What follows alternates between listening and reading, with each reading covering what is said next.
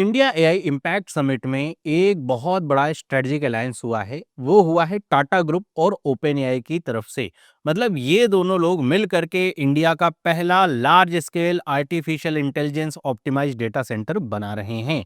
और आपको यहाँ पे बहुत सारी चीज़ें सीखने को मिलेंगी कि यहाँ पे ये काम कैसे हो रहा है और ये दोनों मिल करके कैसे बनाएंगे, कौन इसमें क्या काम करेगा। और आपने इससे पहले भी न्यूज़ सुन रखी होगी कि डेटा सेंटर इंडिया में बन रहे हैं एआई को, तो ये पहला कैसे हुआ, वो सब कुछ हम डिटेल में समझेंगे। तो वीडियो आपको इन्फॉर्मेटिव लगे तो इसे लाइक करें, इस तरह की और वीडियोस के लिए चैनल को सब्सक्राइब करें। सबसे पहले हम बात करते हैं इसके हाइलाइट्स की। यहाँ पर जो इसका फेज 1 है, ये टीसीएस का हाइपर वॉल्ट डिवीजन है जिसकी क्षमता 100 मेगावाट कैपेसिटी की है। ये एआई रेडी डेटा सेंटर है। मतलब ये स्क्रैच से बनाया ही गया है एआई के लिए। ऐसा नहीं है कि जो पहले डेटा सेंटर काम कर रहे हैं या चल रहे हैं उनको फिर से जो है अपडेट किया गया है एआई के लिए। ये स्क्रैच से बिल्ड किया गया है। और यहाँ पर जो ओपन एआई है ये इसका एंकर कस्टमर होगा। और इसके साथ साथ अभी तो ये 100 मेगावाट कैपेसिटी के साथ काम कर रहा है, लेकिन ये फेज्ड मैनर में आगे चल करके ये मैसिव 1 गीगावाट जो कह सकते हैं डेटा सेंटर है उसमें कन्वर्ट हो जाएगा। मतलब इसका जो स्केल ऑप्शन है वो 100 मेगावाट से 1 गीगावाट तक जाता है, जो कि अपने आप में एक बहुत बड़ा नंबर आता है।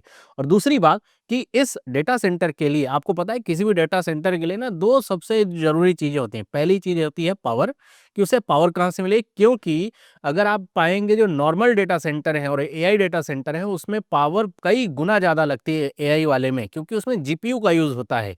तो ऐसे में पावर का यहाँ पे बहुत चक्कर होता है। और इसीलिए आपने ये ऐसी भी न्यूज़ सुनी होगी कि गूगल से लेकर के एक्स से लेकर के सब ये कह रहे हैं कि हमारी जो डेटा सेंटर है आने वाले समय में वो स्पेस में हुआ करेंगे। वहाँ पे जो सोलर एनर्जी है वो उससे पावर लेंगे। और क्योंकि स्पेस में कूलिंग की नीड वैसे नहीं होगी, क्योंकि वहाँ पे स्पेस जनरली कूल ही होता है, तो वहाँ पे कूलिंग की नीड नहीं होगी, तो इसलिए वहाँ पे स्पेस में ले जाना चाहिए। लेकिन फिलहाल तो अभी धरती पे ही डेटा सेंटर्स बन रहे हैं, तो यहाँ पर जो पावर है वो ग्रीन एनर्जी के द्वारा प्रोवाइड करी जाएगी। लेकिन मुझे ऐसा लगता है कि जब 1 गीगावाट का यहाँ पे क्षमता होगा तो उतनी पावर यहाँ पे केवल ग्रीन एनर्जी से ले पाना थोड़ा चैलेंजिंग टास्क होगा। और ये सस्टेनेबल सोर्स मतलब सोलर और विंड दोनों से यहाँ से एनर्जी यहाँ पे ली जाएगी इस डेटा सेंटर के लिए। और साथ ही साथ यहाँ पर जो डेटा सेंटर बनाया जा रहा है वो एक लिक्विड कूल इंफ्रास्ट्रक्चर पे काम करेगा। मतलब इसकी कूलिंग फैन बेस्ड नहीं बल्कि लिक्विड कूलिंग के जरिए होगा, क्योंकि यहाँ पर जो कह सकते हैं कि जो यहाँ पे रैक डेंसिटी वो हाई रैक डेंसिटी के जो डेटा सेंटर हैं ये बनाए जा रहे हैं, सर्वर्स यहाँ पे जो डिप्लॉय होंगे। और इसके लिए एफिशिएंट लिक्विड कूलिंग की जरूरत होगी, ताकि इस पे जो इंटेंसिव एआई ट्रेनिंग या फिर इंटरफेरेंस की जो वर्कलोड है वो यहाँ पे डिप्लॉय करे जा सके। ऐसा ना हो कि डेटा सेंटर गर्म जल्दी हो जाए और फिर वहाँ पे जो पर्पज है वो यहाँ पे फेल होता हुआ लगे। आगे बात करें हम यहाँ पे, तो ये एक इंटरप्राइज एआई इंटीग्रेशन होने वाला है। मतलब टीसीएस और ओपन एआई के बीच, ओपन एआई समझ रहे हैं जो चैट जीपीटी जिसका प्रोडक्ट है, ओपन एआई उसकी बात हो रही है। तो यहाँ पे होगा क्या कि जो चैट जीपीटी का जो एंटरप्राइज वर्जन है वो टीसीएस में फेज्ड मैनर में यहाँ पे लाया जाएगा। मतलब टाटा ग्रुप का जो वर्क फोर्स है जिसमें हंड्रेड्स ऑफ थाउजेंड्स एम्प्लॉय काम करते हैं, तो वहाँ पे धीरे धीरे करके फेज्ड मैनर में वो यहाँ पे डिप्लॉय किया जाएगा चैट जीपीटी का एंटरप्राइज वर्जन। और यहाँ पर ओपन एआई का जो कोडेक्स है, मतलब जो यहाँ पे जिसके जरिए जो सॉफ्टवेयर वगैरह डेवलप किए जाते हैं ओपन एआई के लिए, वहाँ पर उसका भी इंटीग्रेशन होगा। और टीसीएस की जो इंजीनियरिंग टीम है वो भी एआई नेटिव सॉफ्टवेयर डेवलपमेंट के लिए काम करेंगे इसी चैट जीपीटी का एंटरप्राइज वर्जन का प्रयोग करते हुए। तो धीरे धीरे करके ओपन एआई का ये जो पार्टनरशिप हो रही है टीसीएस के साथ में, ये टीसीएस को इस तरीके से भी फायदा करेगा। आगे चल करके ये एजेंटिक एआई सॉल्यूशंस पे भी काम करेंगे। आगे चल करके मतलब जब ये डेटा सेंटर सही तरीके से काम करने लगेगा तब की बात है कि एक कोलैबोरेशन होगा, ताकि ये डेवलप कर पाएंगे जो agentic AI solution. Agentic AI का मतलब ये होगा, एक तो आपके पास एआई है, मान लीजिए जेमिनी या चैट जीपीटी है आपके पास, वो टेक्स्ट बेस्ड एआई है। आप उसे कुछ काम बोलते हो वो काम उसका आंसर वो देता है। एजेंटिक एआई का मतलब ये हुआ कि आपने एक एआई बना दिया, उसका काम मान लीजिए एक एआई आपने बनाया जिसका काम है ग्राफिक डिजाइनिंग का काम करना, तो आप उसको बस आइडियाज दोगे, उसको अपना काम पता है, वो एक ही काम करेगा ग्राफिक डिजाइन, लेकिन वो बेहतरीन तरीके से करेगा। तो ऐसे इस तरह के जो सॉल्यूशंस हैं, इंडस्ट्री स्पेसिफिक जो टूल्स हैं एआई को लेकर के, वो बनाने का काम यहाँ पे टीसीएस और ओपन एआई मिल करके साथ में करेंगे, ताकि जो कॉम्प्लेक्स इंटरप्राइज लेवल की जो प्रॉब्लम्स है उसको सॉल्व किया। आपको पता है टीसीएस काम क्या करता है कि वो सॉफ्टवेयर सॉल्यूशंस प्रोवाइड करता है, सर्विस प्रोवाइडर की तरह काम करता है। तो अब जब ओपन एआई के साथ इसका कोलैबोरेशन होगा तो आने वाला समय तो पूरा एआई का ही है, अभी भी एआई जो है चल रहा है। तो आने वाले समय में एआई स्पेसिफिक जो टूल्स होंगे वो प्रोवाइड करने का काम टीसीएस करेगा। इसके साथ ही जो ग्लोबल स्ट्रेटेजिक इनिशिएटिव है, ओपन एआई का जो स्टार गेट प्रोजेक्ट है, मतलब क्या है कि ओपन एआई अपने जो इस तरह के डेटा सेंटर हैं सिर्फ इंडिया में नहीं बल्कि दुनिया के हर एक जो इम्पोर्टेंट देश है वहाँ पे ऐसा बनाना चाह रहा है स्टारगेट प्रोजेक्ट के थ्रू। तो ऐसा हो कि भाई हर एक देश में ओपन एआई का यहाँ पे जो डेटा सेंटर है वो, ताकि आने वाले समय में, अभी तो एआई को लेकर के ज़्यादा कानून है नहीं, आने वाले समय में बहुत सारे कानून आएंगे, डेटा लोकलाइजेशन को लेकर के वो सारी चीज़ें होंगी। तो अगर उनके पास एक ही डेटा सेंटर रहेगा तो दिक्कत होगी। तो उसी स्टारगेट प्रोजेक्ट के तहत इंडिया में भी ये जो इंफ्रास्ट्रक्चर प्रोजेक्ट है ये फंड हो रहा है और उसी के ज़रिए ये जो डेटा सेंटर है ये बन करके तैयार होगा। आगे हम बात करते हैं इसके स्ट्रेटेजिक इम्पोर्टेंस के इंडिया के लिए। तो इसका जो सबसे बड़ा स्ट्रेटेजिक इम्पोर्टेंस है वो है डेटा लोकलाइजेशन और सिक्योरिटी को लेकर के। मतलब जो अभी मैंने आपको थोड़ी देर पहले कहा कि अगर कुछ भी हो रहा है, मतलब हम अभी ओपन एआई में आप कोई भी या चैट जीपीटी में कोई क्वेरी डालते हो तो इंडिया में उसका डेटा सेंटर अगर नहीं है तो वो कहीं बाहर जा कर के यूएसए में आसपास कहीं डेटा सेंटर है किसी दूसरे देश में, वहाँ जा कर के वो प्रोसेस हो रहा है। तो वो जो हमारा इंडियंस का डेटा है वो दूसरे देशों के डेटा सेंटर्स में जा रहा है। तो ये थोड़ा सुरक्षा की दृष्टि से सही नहीं होता है, प्राइवेसी की दृष्टि से सही नहीं होता है। लेकिन जब इस तरह का डेटा सेंटर हमारे यहाँ ही बन जाएगा तो डोमेस्टिक कंप्यूटिंग होगी, मतलब इंडिया से स्पेसिफिक जो भी इंडिया की क्वेरीज हों इसी डेटा सेंटर में सॉल्व होंगी। तो इसकी वजह से होगा क्या है कि लोकल जो डेटा प्रोसेसिंग है वो हो पाएगी, और जब लोकल डेटा प्रोसेसिंग होगी तो इस तरह का जो सॉल्यूशंस मिलेगा तो उसे आप बैंकिंग, हेल्थ केयर या फिर जो गवर्नमेंट वर्कलोड है उसमें भी जो है डिप्लॉय कर सकते हो। क्योंकि फिर ये सिक्योरिटी वाला सीन नहीं रहेगा ना, प्राइवेसी वाला सीन, कि हमारा जो डेटा है चाहे वो बैंकिंग का हो, हेल्थ केयर का हो या गवर्नमेंट का हो, कहीं बाहर जा रहा है प्रोसेस, नहीं, वो इंडिया में ही प्रोसेस हो रहा है। तो इंडिया की जो डिजिटल सॉवरेंटी है वो इससे स्ट्रेंथन होती है। तो ये कह सकते हैं बड़ा फैक्टर आता है। तो इंडिया की जो सॉवरेंटी है, डिजिटल सॉवरेंटी और डेटा लोकलाइजेशन, उस हित को ये पूरा करता है इस तरह का डेटा सेंटर।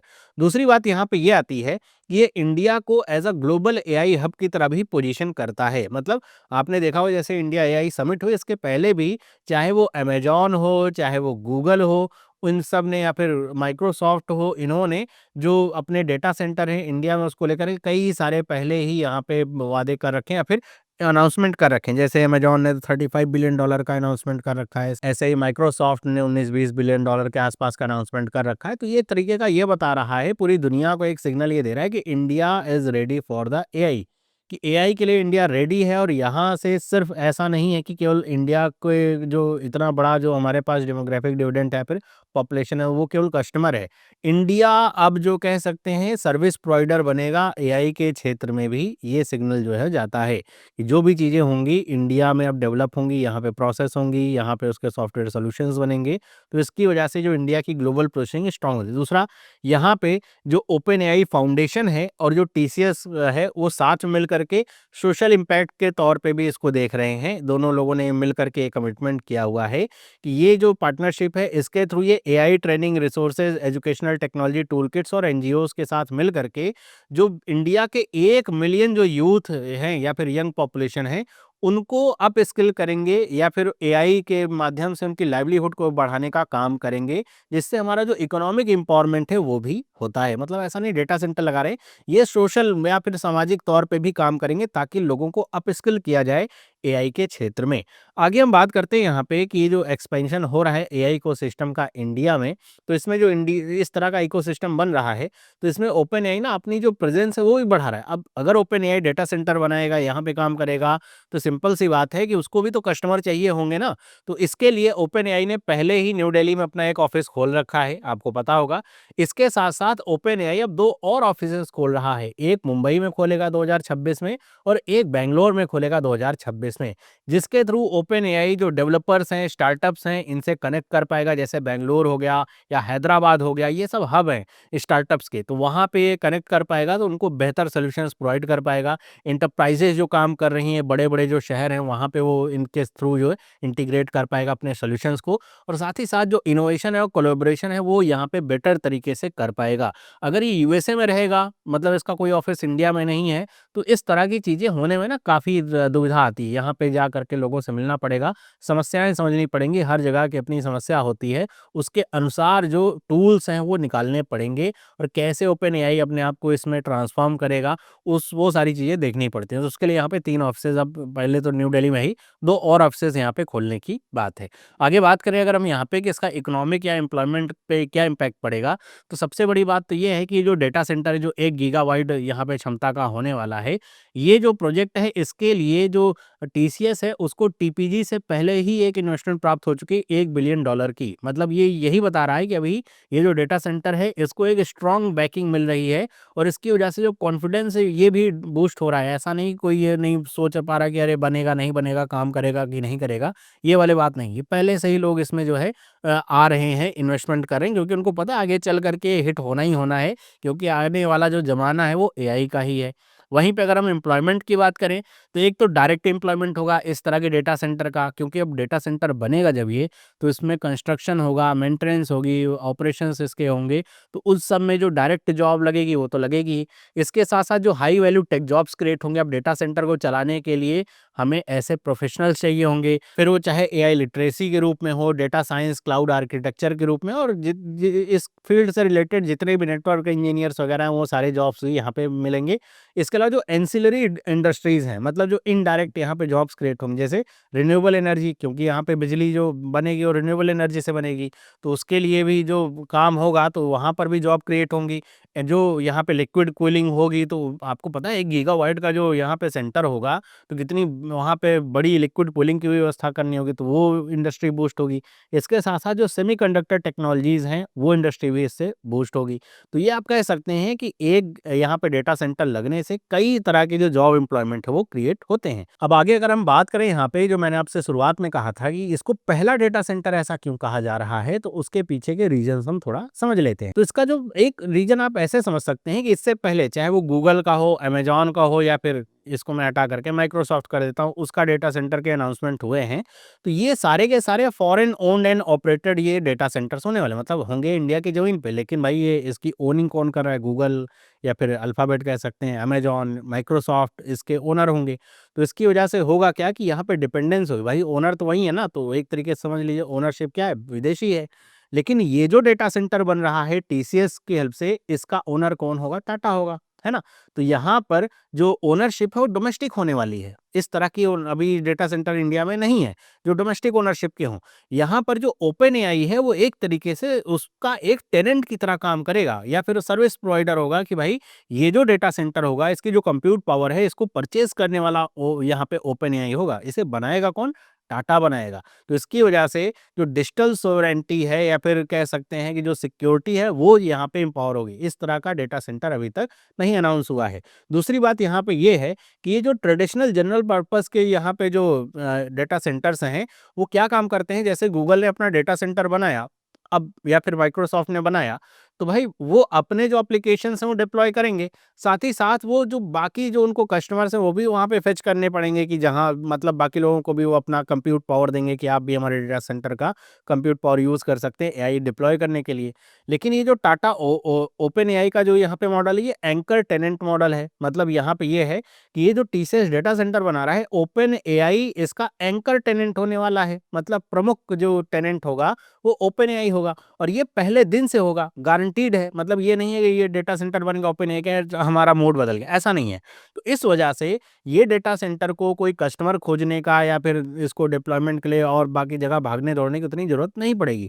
और ये सिर्फ यहीं तक सीमित नहीं है कि केवल ये टीसीएस वाले ने डेटा सेंटर बना दिया और ओपन एआई वाला जो यहाँ पे इसकी कंप्यूट पावर उसका इस्तेमाल करेंगे, बल्कि यहाँ पर जो ओपन एआई और टीसीएस की पार्टनरशिप है वो एजेंटिक एआई और एआई जो यहाँ पे ओपन एआई का जो एंटरप्राइज सॉल्यूशंस है उसको इंटीग्रेट करने की लेकर के, सोशल इम्पैक्ट को लेकर के, मतलब एक तरीके से समझिए बहुत रूट तक ये दोनों आपस में जाकर के जुड़ेंगे। इस तरह की जो पार्टनरशिप इंडिया में अभी तक नहीं हुई है, तो इसीलिए इसको इस तरह का पहला डेटा सेंटर कहा जा रहा है। आई होप आपको ये सारी इन्फॉर्मेशन समझ में आएगी। बाकी आपका क्या ओपिनियन है मुझे आप कमेंट करके बताइएगा।